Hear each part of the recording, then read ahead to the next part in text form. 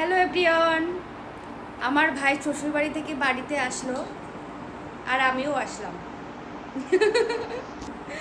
তো যাই হোক, এসেই তো আমার ভাই বউয়ের মনটা অনেক খারাপ। আমি আসছি বলে একটু হাসছে, নাহলে কিন্তু এতক্ষণ হাসি ছিল না মুখে। যতই বলো আমি রায়বাগিনী ননদিনী, কিন্তু আমি কিন্তু মোটেও না। কিন্তু মোটেও রায়বাগিনী ননদিনী না, সে হচ্ছে মিষ্টি ননদিনী। ইয়েস। যাই হোক, একটা কথা বলার জন্য আসলাম। আমি এতদিন ভিডিও করিনি, আবার শুরু করব। আমাদের বাড়িতে একটা অসুবিধা ছিল, এই জন্য আমরা ভিডিও করতে পারিনি।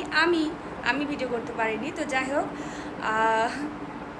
30 তারিখে নতুন নতুন ভিডিও পাবা, নতুন চমক আসছে।